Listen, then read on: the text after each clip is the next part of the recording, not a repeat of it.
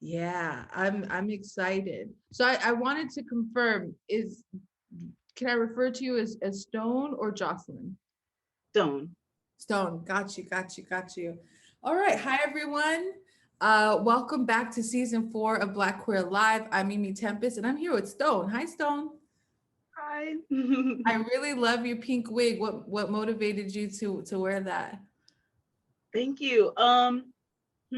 I just really like pink. Pink has always been like a big part of my life in a lot of different ways. Like at first, like I really loved pink, and then I like really hated pink very adamantly, and now I just like really love pink again. So It looks really good on you. thank you. Thanks. So let's jump into it. Tell me about yourself. What where does the name Stone come from? Like what motivates you for that for your name? What's your age and what are you passionate about? Okay. Well, I'm 28. I turned 28 last August, so I'm a Leo. Hey. Um, Yes. Stone. Let's see.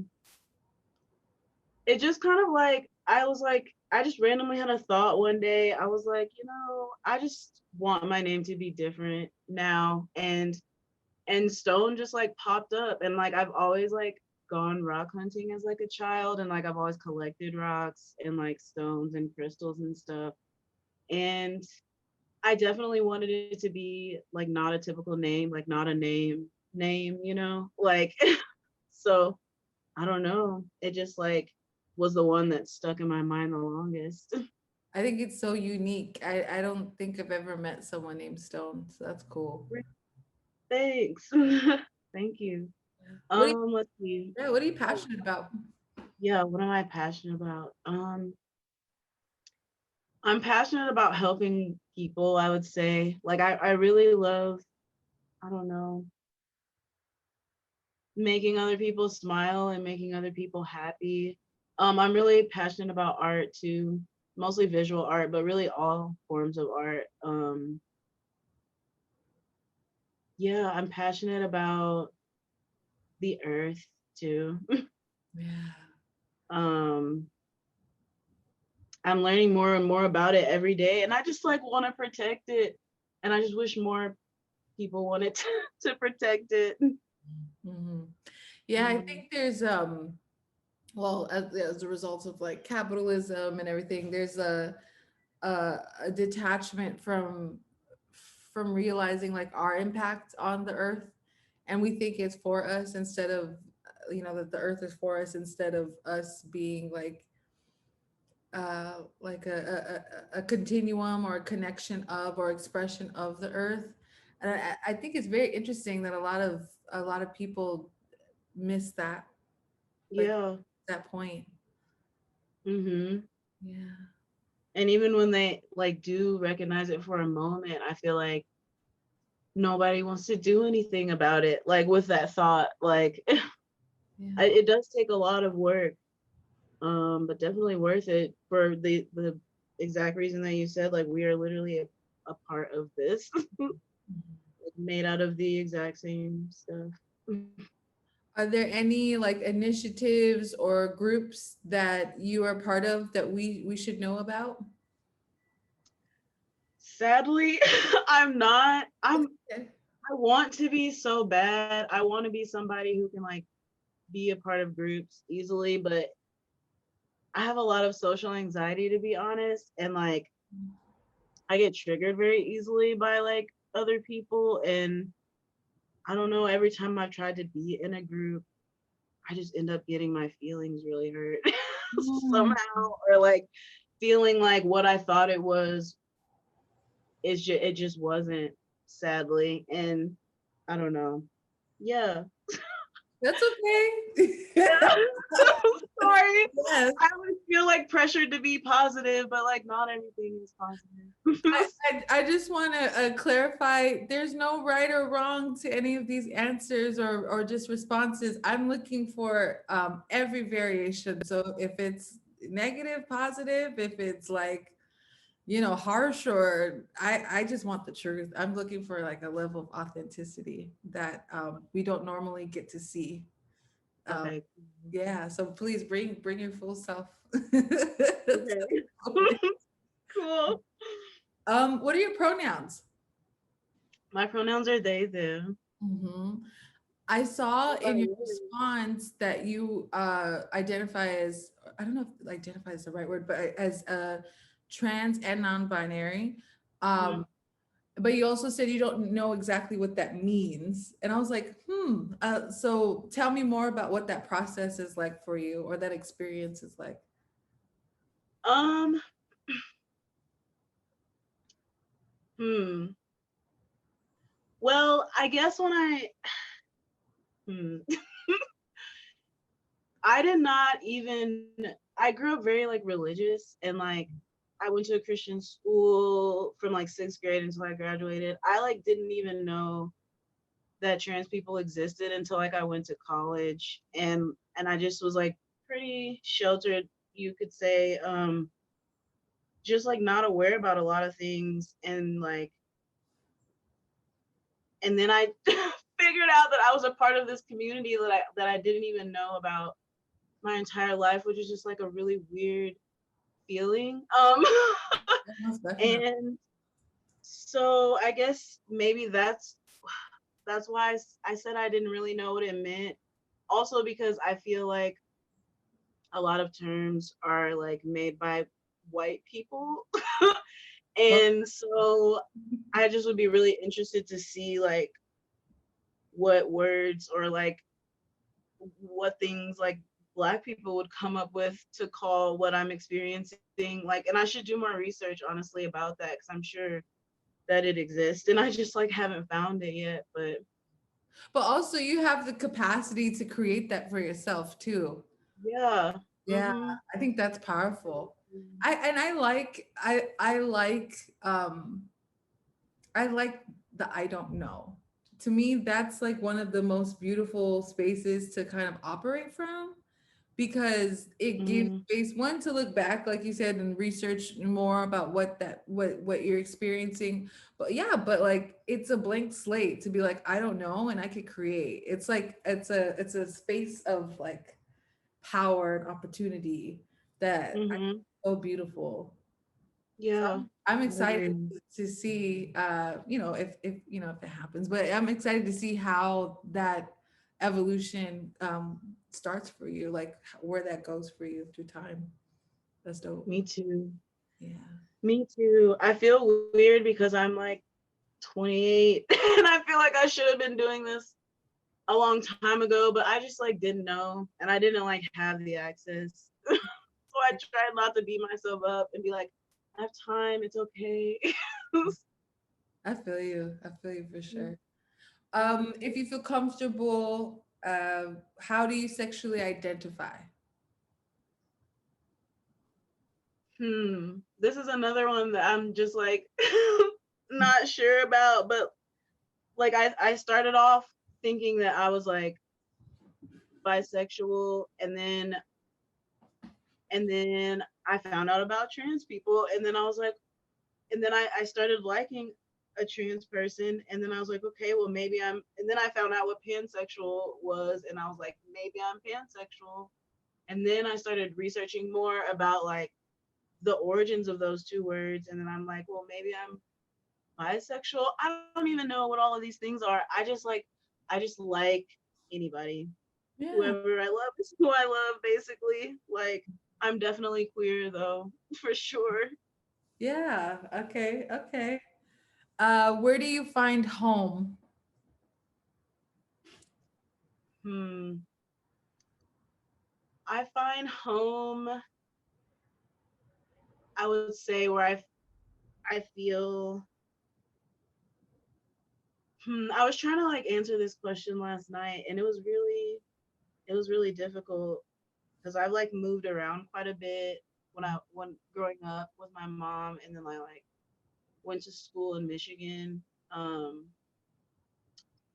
I don't know. I've never really felt at home before. I guess I could say.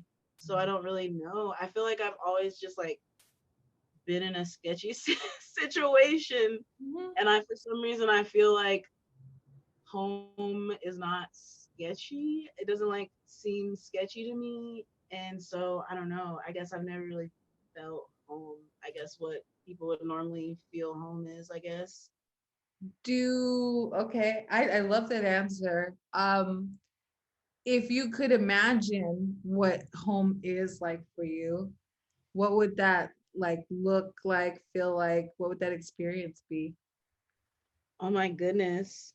There would be lots of plants and like food, like fresh food that's like good for you, and people that are just loving and just like are accepting and understanding and are patient, and who love themselves, which is really, really difficult. But I feel like when you love yourself, you like love other people better. So just a really healthy environment.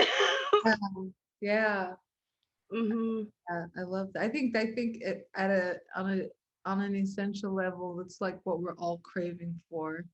Yeah, hmm yeah. Are you searching for anything? Mm.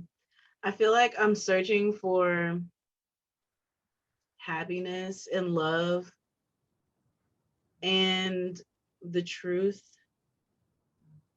I feel like those are like the main things that I'm searching for. Um, hmm. I feel like the truth and love are just like both really, I feel like things that I need, but are very hard to find because the definitions don't always exactly match up with other people's. And so for some reason, it's, for me at least, it feels like less, um, less valuable, I guess, because other people don't have the exact same thoughts on these things as I do. It like must not be the same, and I must not have found it, and like I don't know. But there are definitely things I'm searching for like constantly. Yeah, yeah. I I'm I love your answers because it's so on point. It's like, yeah, it's on point. I feel like truth and love are things that everyone, if they even if they don't say that they're searching for, are searching for to an extent. You know, like what is truth, and what does that mean to me, and how can I share that, right, amongst other folks? Yeah. And the truth is malleable to an extent, but there's the truth for me is common ground, a place of connection, a place of meeting. Um, Mm, and I think that's beautiful. Yeah. Um, mm, yeah. where do you see yourself? Like in movies or in magazines or books, anything? Um, I love anime, so I would say I definitely see myself in anime. Maybe not like physically, but emotionally. Um, like cartoons, animated things in general, I just really love like things with like a lot of color. Um, yeah. I basically only watch cartoons, to be honest. Yes, I watch a lot of cartoons too. I flip between I mean, my favorite cartoon is Adventure Time, but I flip between like those cartoons and anime. Is there anyone in particular that you really like, that just like, I love this one so much? Um, First, before I forget, I love that you said Adventure Time because I love Adventure Time. Yeah. And this dress actually and this wig I used for a Princess Bubblegum cosplay. Yay! Yes, I love Adventure Time so much. My favorite anime would probably have to be this one called Freezing. Have you seen it? Mm-mm, but I will definitely check it out. Tell me about it. It's good. It's like, I don't know, pretty sexual. There's like a lot of like nudity and stuff, but um I really like it, and it's the main character is like, her name's Satellizer Earl Bridget, Okay. and she's just really amazing, and she has like a really like really similar like trauma to me, and so I honestly really connected to her because of that. And she's of course like the strongest person on the whole entire show. So Yeah. yeah. What's her mission, or like what's her purpose on the show? Basically they're like trying to kill these aliens who like have come in the past and like basically wiped everything out. And so like it's at a school, it's based at a school where they're like being trained to fight these aliens called Pandoras. And she yeah, basically yeah, that's what she's doing. It's like a warrior. I like that. I'm gonna hit you up after this and see where I can find that show. Okay. Thank you for that. Good. Cool. Is there like is who's the first person though, besides the character that you felt connected to? Is there anyone else outside of that? And they could be anime or not. It's kind of the same question, that first and these two questions. Is there any person like where you were growing up and you said, I want to be them, or like I want to cosplay this person? Like who was the first person you ever cosplayed? Um, I actually just recently started cosplaying, maybe like a year or two ago. Um, but the person that I feel like I immediately was like, this is me, like, was definitely Brandy. Oh, okay.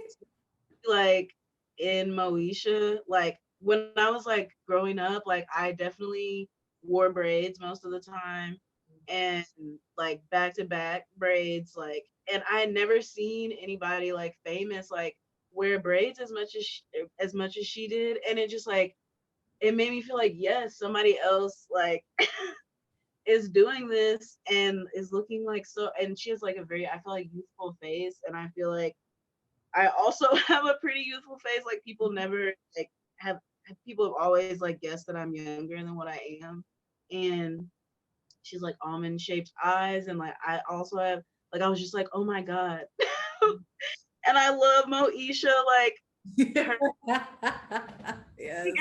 journal. I'm just like, oh my god, this is literally what I am doing at night, just like writing about boys, and just like, oh my god, it was just, I love that. I love her. Yeah, Moesha is a treasure. I didn't realize how little representation that we had, and then you look back at it, you're like, wow, Moesha was it, and then there was like living single. There was like a few stuff here and there, but they got rid of all that shit, and it wasn't ever consistent. So yes, Moesha, I love that. I love that. I love that. Yeah, When do you feel I s- love how involved she was too. I was like always doing everything in high school, like, and she was also always doing everything. I just like have been recently actually binging Moesha on Netflix. That show hits. Like it's just it's so good. it's Sorry, I'll be done talking about Moesha now. no, I started binging the Parker, so I was like, damn, this is good. We had good shows back then. Yeah, I'm appreciative of all of it. When do you feel safe? Hmm. I definitely feel safe. Most of the time I feel safe around other queers. I guess any space where I'm like acknowledged, just even that I exist. Yeah, I feel like I've always been like very loner, very quiet, and partially because I felt like I had to. Um, and now it's just like something that I don't really want to do anymore because I've realized how much of a toll it's taken on me. But now that I don't want to do it, I feel like it's just so ingrained in me. And Mm. so, like, people that are willing to acknowledge, like, the quiet ones, or like not just automatically assume that I'm rude, because I feel like a lot of people think that I'm rude because I'm really quiet too. At least that's the feedback that I've gotten. So yeah, I feel safe with people who are just like open minded and willing to talk to you. That's beautiful. Yeah. Man, okay. I heard from what I heard it's this idea of like um black femme presenting folks or just black femmes in general having to silence themselves consistently. Like that's something I think a lot of people don't realize in that's possible for like the conditioning of black femme presenting folks. So I commend Hmm. you for sharing your voice right now. It's hard. Thank you. Yeah, it's hard to break that those cycles and those expectations. Mhm. Yeah. Thank you for creating this space. It means a lot to me. It really does. Thank you. Thank you. All right, we're gonna pivot to a memory. When's the first time you realized you were black?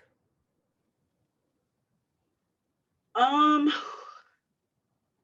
Honestly, probably not until I went to college. Okay. Um, I like went to like a mostly black school when I was like very young up until like second grade, and then I went to two public schools that were like mostly white, and then I went to a mostly white Christian school. And I don't know, basically everybody was just telling me that I was white and that I acted white and that I got called an Oreo quite a bit, like just like that whole thing. And so I just believed them. I mean, obviously I know that I'm black, but like I just never really felt like I belonged in the black community. I never really like I never really was sure if black people were going to like me. Most of the time they didn't. Most of the time I got met with like a lot of you're bougie, or I don't know, just like a lot of thinking that black people can only be one kind of way. Mhm. And yeah, it wasn't until I went to college.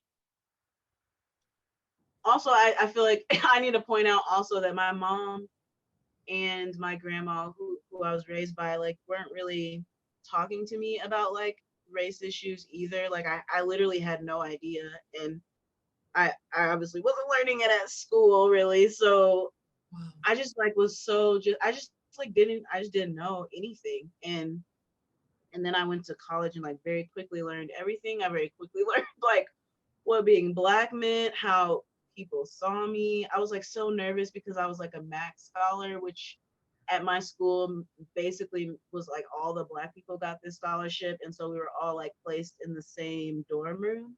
Mm. And I remember just like being so nervous because I was like, this is the most black people I've ever been around. Like they're not gonna like me. Like, but there were so many different kind of black people, and it was just like it turned out to be really wonderful. And I'm so glad that that happened, honestly. But yeah, college. College. College. But it sounds beautiful and positive. Like you found this community of black folk that were like that you learned from, but also that you could be yourself within. That's Hmm. so yeah, man. There's so many expressions of the black experience. It needs to be tapped into and expressed as much as possible. So I think Hmm. that's powerful. Mm. Yeah. When's the first time you realized you were queer? This I feel like I definitely knew a lot sooner. if not immediately. Honestly, like my first memories are of being queer, I would say. Like probably as early as like 4 or 5. Mhm. Um, yeah, I always knew that I was queer. And I like came out in 7th grade, actually at church camp, and everybody was like, "Oh, we'll pray for you, and it's Oh, okay." what? And then I like very adamantly until I graduated, honestly, from high school, tried to be straight, um, and it's a pretty painful experience. Mhm. Um, and just like also seeing other people who are who are queer like also going through it, and like but in a more like public way. Like I was very like private except for when I came out, but even after that, like it was never talked about. But it seemed like other people, it was like very talked about, maybe because it was more obvious, I don't know, but it was just like the whole experience was just traumatizing. Yeah. How did um your mother and grandmother respond to your queerness or to you coming out as queer? um I don't know if they like know. I Okay. don't really know if they know. I mean, I think they know, but we don't talk about it. I don't talk to them at all. Really. That was like that happened like maybe like 6 to 8 months ago. Mm. Um, but I've never I've never really like formally brought the whole family together and been like, I'm gay. Like it's always been in like, oh, let me read you this poem. And it's like in there. And that's how I tried to do it, I guess. Mhm. Um, but it was never really talked about, really. And my other like cousins that have come out, I have two that have come out, and it has not been a good experience for either of them in our family. So I just kind of like I kind of just chose to cut them off, basically.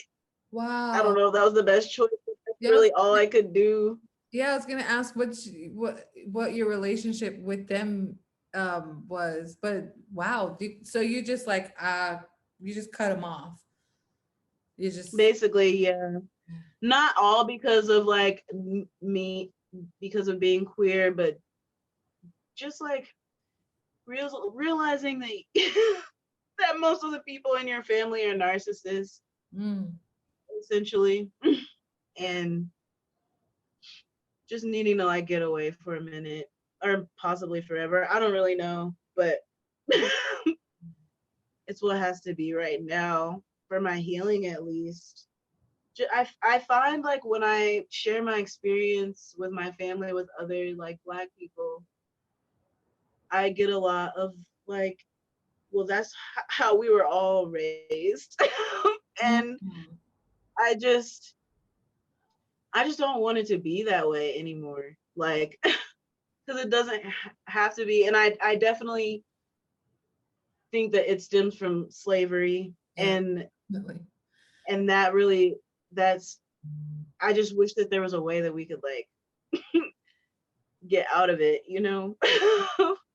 Yeah, there's I don't know if it's obviously not a joke, but there's this joke on this one show there that's like, why is everything the way it is? Why do black people do this? Black people do that? Or why do black people experience this? And it's just like slavery. Like everything points back to slavery in this country if you really think about it.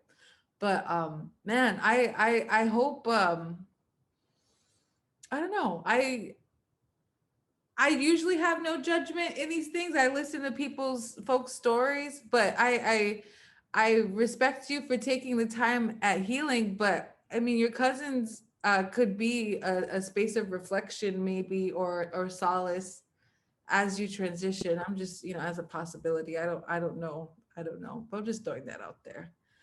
Yeah. Yeah, we definitely still keep in touch. I those two I definitely do still talk to, and I have an uncle that I also still talk to.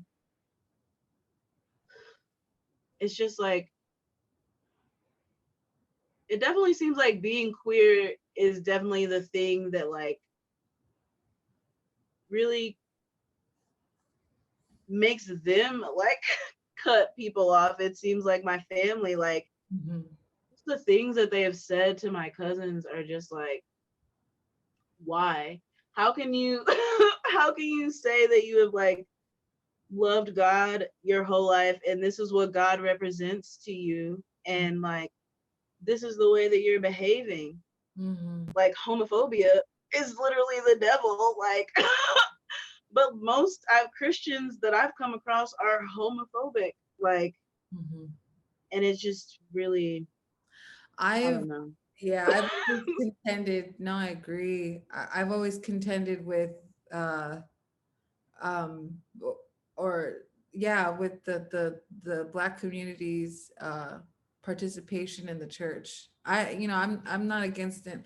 I'm not against any religion, but I feel like religion is like the main source of like contradictions within our community, and it's a main source of division. um Mhm. what's your relationship to your religion, growing up religious now? I would definitely say that I still believe in God, just in a different way. Mm. Excuse me. I definitely don't like, I don't know. I feel like I pray more to like the universe and to like the earth. Like I would say I'm more spiritual, I guess. Um I like do tarot cards and stuff like that and um do a lot of meditating and I pray a lot too.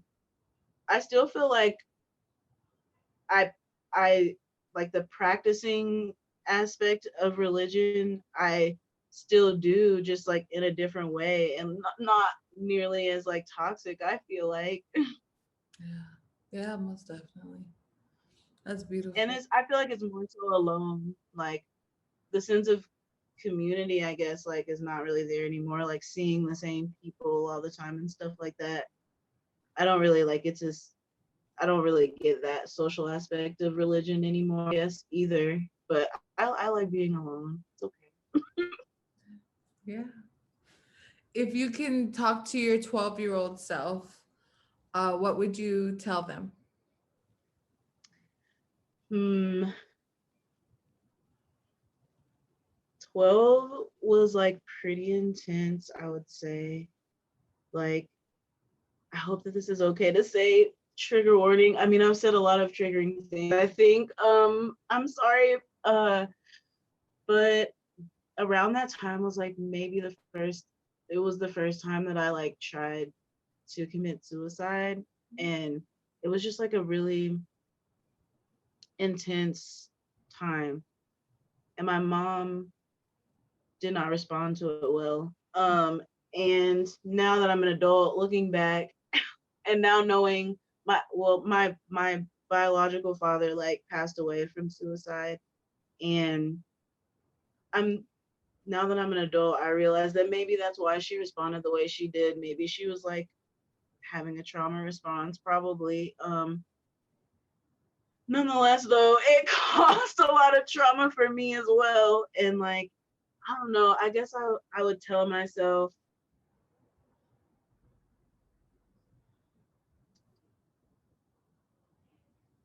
I feel like I would just hold myself, honestly. Mhm. Just like I don't even know if there's anything that I could say. I Just think I would just. that holding. Hmm. That's a perfect and beautiful way of communication as well. I love that. Mm. Thank you for sharing that. Thank you for feeling comfortable enough to share your story. Um, if you could, if you could hear from your 60-year-old self, what would you want to hear from them? This is another one that I had some difficulty coming up with an answer for. Um, because I haven't really honestly thought about myself at that age. Like I kind of, this is like really dark, but I kind of just assume that I'm eventually gonna like take my own life, and like and it sounds really bad, but and I don't feel that way right now. I don't want to make anybody worried. I just am being honest. Like, and so I just like haven't thought that far. So I don't really even know how to answer that question. Mm. Sorry if I'm sharing too much. No, it's honest. It's honest. Um, I in my interaction with you, I think you are precious. Thank And you. I think you are there's a love and a light about you that I don't think I've really that I easily don't get access to when I meet folks. So I just want to let you know that you're loved and you're part of, the Black.Queer.Alive community. And Thank um, you. and I hope to meet you when you turn 60. I will Me too. we'll bump into each other's paths again for sure. Absolutely. Definitely at 60. I'm looking forward to it. Um, Hmm. how do you experience love? Mm. Um, I feel like I experience love when I'm accepted, honestly, um, for just like who I am, not feeling pressure. Um, hmm. I just like keep thinking about this quote. I can't remember who it's by, but my friend Ray like says it all the time. Like, love is not abuse. It's like this famous writer. Um, but I've experienced quite a bit of abuse, and love is like I feel like another thing that I'm like really not familiar with, and something that I don't quite trust myself on. Mm, Trust myself to like recognize like when it's real or like genuine, not like a transaction of some sort. Like even with myself, like um I definitely am like I have some codependent tendencies for sure, and like sometimes my love is based in that, and like I just, yeah, it's a very tricky question. yeah, it is. Oh, it is. Most definitely. Mm. If you could change your identity, um, would you? And I've expanded this question to you could change forms. So, like, I would want to be a hummingbird. I also have this desire to be a sequoia tree. It could be Mm. a nebula in some galaxy. What would that be like for you? um Definitely some sort of like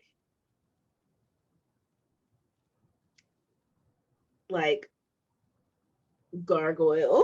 Honestly, Yeah. like I feel very connected to like gargoyles and like perching and watching. Like I feel like I'm just like a pretty observant, like I just like to watch and not really say much. Protect. I feel like gargoyles protect. Um, at least that's the way I see them. I don't really know much about them historically, but yeah, a gargoyle.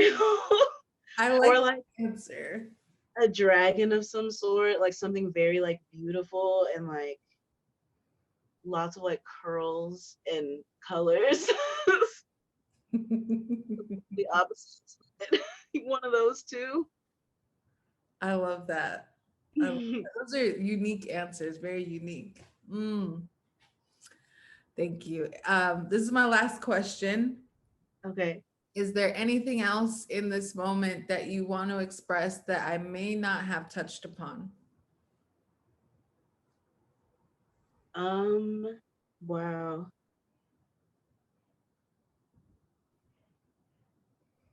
Hmm.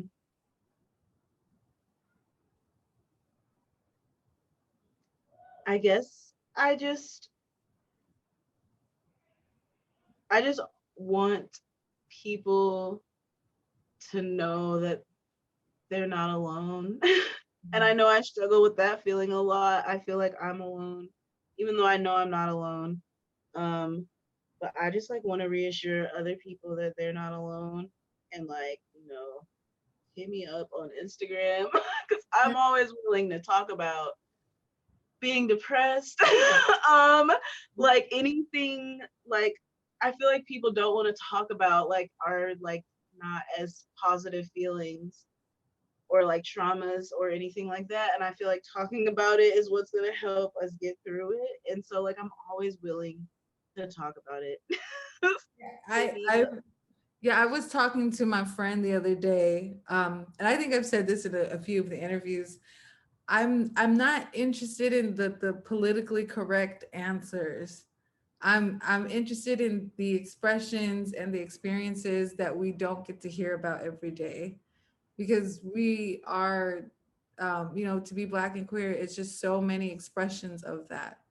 And sometimes it's on the lighter side, sometimes it's on the darker side, and sometimes people are a lot more proactive with activism, and sometimes people are like, I really just want to sit at home and eat cheeseburgers all goddamn day. And I'm just like, I want to hear all, yeah, I want to hear all those answers, and as long as people feel safe, and feel, like it's a consensual expression of their story. Yeah, so I just thank you. I thank you. It don't have to be pretty, it just got to be real. Yeah. I thank you. I appreciate you reaching out to me. It really meant a lot to me for someone to want to like know about me. Mhm. Yeah, thank you, I appreciate that. All right, I'm gonna stop us right here. Okay.